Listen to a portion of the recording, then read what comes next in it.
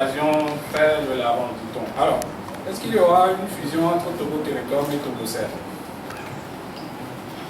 Qu'en est-il du troisième opérateur de téléphonie mobile? On était dans cette salle, vous nous avez promis janvier 2015. On est en août.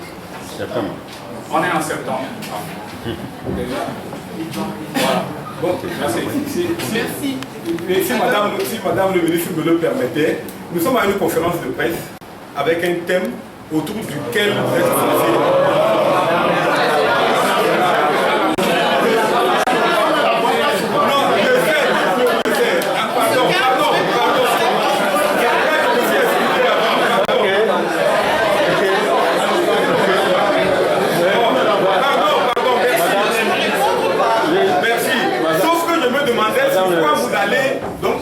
article.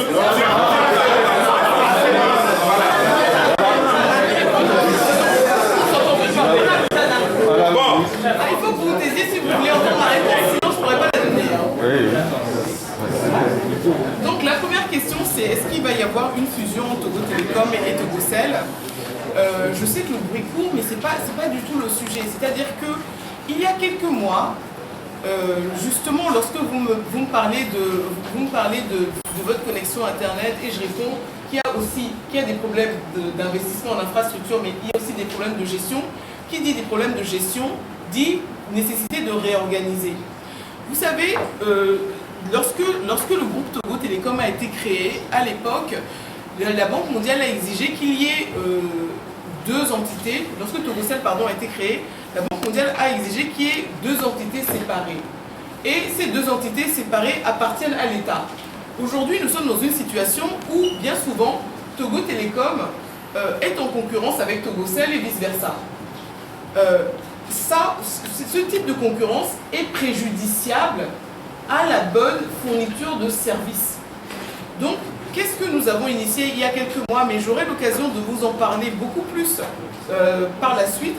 Nous avons initié un projet de transformation pour dire, écoutez, chacun de vous a ses atouts et il faut que vous soyez en mesure de vous appuyer sur les atouts, que chacun s'appuie sur les atouts de l'autre. Vous voyez? Et c'est vraiment le sens, donc ce n'est pas une question de fusionner. Si vous fusionnez deux entreprises, ou une entreprise qui marche moins bien qu'une autre, ou deux entreprises qui ont des problèmes pour délivrer le service, ça ne va pas améliorer la façon dont le service sera délivré. Vous voyez ce que je veux dire?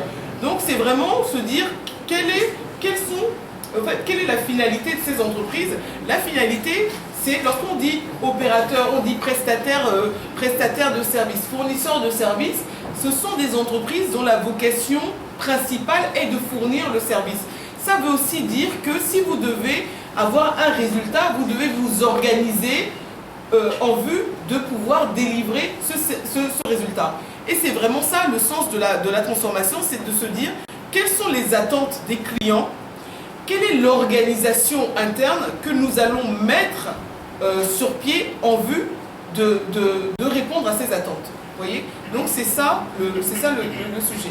Concernant la troisième licence, c'est vrai que je vous ai dit ça, mais on a été 2015, c'est une année d'élection présidentielle.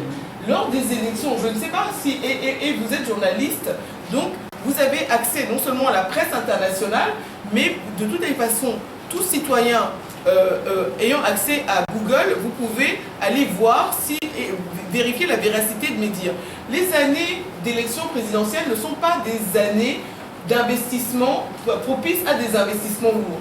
Eh bien, lorsqu'on a commencé à discuter avec des candidats potentiels, ils se posaient des questions sur les élections parce que les investisseurs aiment les certitudes. D'accord? En janvier, lorsque vous avez des élections en mai, vous n'avez pas vraiment la certitude, vous ne pouvez pas leur dire « moi je vous affirme qu'un tel va gagner en janvier, ça ne marche pas comme ça ». Donc souvent, qu'est-ce que les candidats nous ont dit? Ils nous ont dit « mais est-ce qu'on ne pourrait pas attendre pour voir, pour comprendre ?» Parce que nous avons eu des élections apaisées, nous aurions pu très bien ne pas avoir des élections apaisées. Vous voyez, lorsque vous allez investir beaucoup d'argent, vous voulez savoir ce qui va se passer dans le pays, si les élections vont se dérouler dans le calme, etc. etc.